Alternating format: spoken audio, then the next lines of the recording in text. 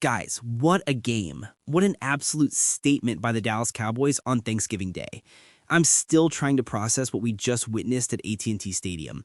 The Cowboys just beat the Kansas City Chiefs 31-28, and let me tell you something that's going to blow your mind. This team just made NFL history. For the first time ever, a team has defeated both Super Bowl representatives from the previous year in back-to-back games on a short week. Think about that for a second. The Philadelphia Eagles on Sunday, then the Kansas City Chiefs on Thursday. Both teams that were in the Super Bowl last year, both games on a short week.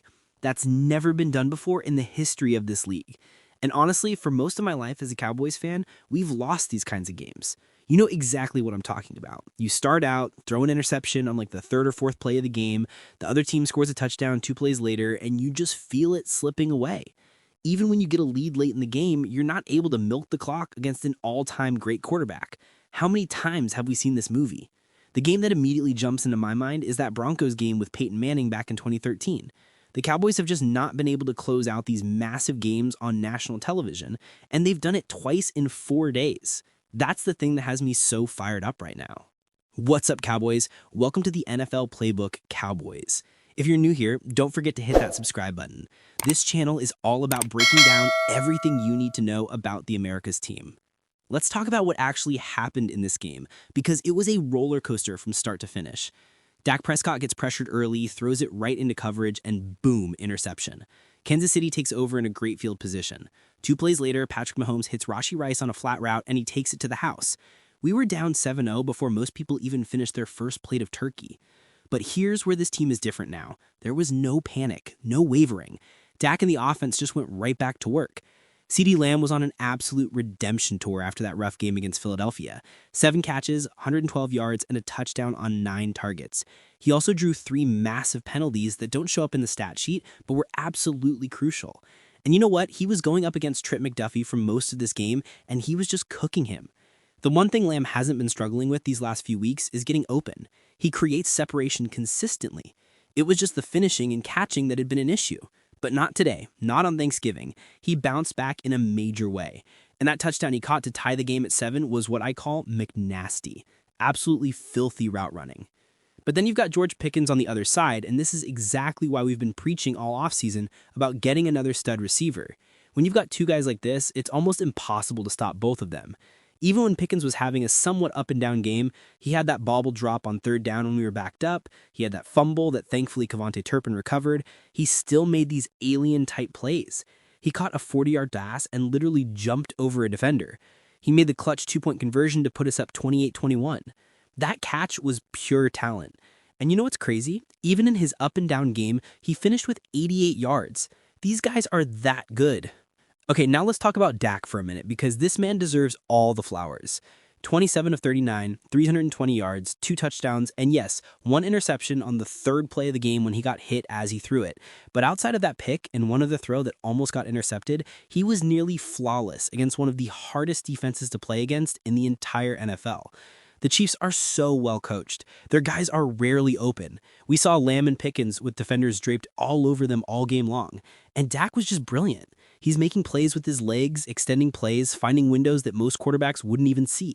There was this one play on 3rd down and goal where he broke a tackle, worked out of the pocket to his right, kept his eyes downfield, and found Javonte Williams for a receiving touchdown. Then on the very next play, on the 2-point conversion, he rolls out from pressure again and threads a perfect pass to Pickkins at the pylon. That's back-to-back plays that show you exactly who Dak Prescott is right now. The advanced stats actually show he beat Mahomes in EPA per play and had more total EPA. He matched Mahomes step for step, and that's saying something, because Mahomes is incredible too. This is 8 weeks in a row now where Dak has been playing at this elite level. Maybe this guy's pretty good, you think? And we can't forget about the other guys who stepped up. Malik Davis had that explosive 43-yard touchdown run. The kid made the safety miss and showed he's got legitimate speed. Ryan Flournoy continues to be that high-efficiency 3rd or 4th receiver who makes plays when his number's called. Jake Ferguson came through with some crucial 3rd down conversions. Even Kevontae Turpin bounced back from his struggles last week and had some big plays, including that fumble recovery that might have saved the game. Okay, now let's talk about the defense, because this is where things have completely changed since the Quinnon Williams trade. We gave up 28 points, sure, but 7 of those came from that early interception that gave Kansas City a short field.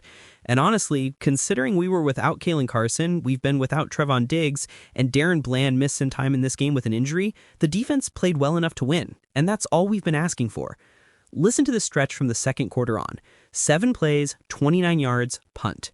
8 plays, 16 yards, punt. 3 plays, 5 yards, punt. 7 plays, 19 yards, punt. That's 4 straight stops, folks. 4 straight punts by Kansas City.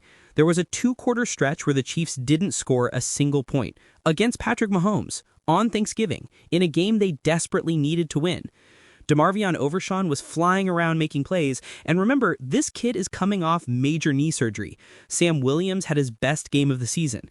James Houston and Dante Fowler were winning their pass rush battles and drawing holding penalties that backed Kansas City up into terrible down and distances. When you get the Chiefs into 2nd and 20, 3rd and 15, you can get off the field, and that's exactly what happened. The thing is, once Kansas City got out of their well-rehearsed opening script, they looked a little disjointed.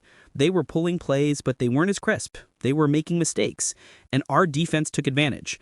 Now, the linebackers are still an issue. DeMarvion Overshawn letting Mahomes sneak out for a 14-yard run on 3rd and 14 was rough, and Logan Wilson had a similar issue on 3rd and 10. But the secondary and the defensive line played really well, and that's the formula. Here's what really gets me fired up about this win. When we got the ball back up 17-14, I remember thinking there were probably only going to be 3 or 4 possessions left in this game. How the Cowboys handled those drives would decide everything. And you know what happened? 7 plays, 78 yards, field goal. 8 plays, 68 yards, touchdown. 8 plays, 82 yards, field goal. 8 plays, 40 yards, end of game. We scored points on 3 of the 4 drives, and the last one was just to burn the clock. That's exactly how winning teams close out games.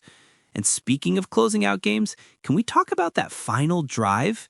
The Cowboys took the last 3 minutes and 45 seconds off the clock. Kansas City had all 3 timeouts, and we were kneeling on the ball at the end of the game.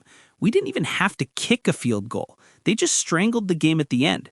Showing appropriate aggressiveness, too. They threw the ball to Pickkins in the middle of the field on a high-leverage play. He dropped it, but the willingness to trust your guys in that situation shows you the confidence this coaching staff has right now. This Cowboys team is now 6-5-1 and above .500 for the first time all year. Remember when we were 3-5-1 and just got blown out by the Cardinals? Now we're talking about playoff possibilities. A win over the Lions next week would give us a 51% chance of making the postseason. I can't even believe I'm saying that. We own a 31-minute time of possession advantage in this game. We converted 56% of our third downs. We averaged 7 yards per play against the number 4 ranked defense in the league. This team is playing complementary football for the first time in forever. The offense is humming, the defense is making timely stops, special teams is doing their job, and more than anything, they're playing with confidence. They believe they can win these games now. You could see it on Dak's face when Kansas City took the lead late. The camera zoomed in on him, and he had this big smile, like, oh man, we got this, no worries. That's the mentality of a team that's found its identity. Detroit is coming to town on Thursday. They just lost their game against Green Bay, but they're still a really good football team. But you know what? For the first time in a long time, I feel great about the direction of this team and the way they're playing. They made history on Thanksgiving. They beat both Super Bowl teams from last year in a 4-day span. And they're doing it with guys stepping up all over the roster. This is fun, man. This is Dallas Cowboys football the way it's supposed to be played. Let's enjoy this moment, and let's keep this thing rolling.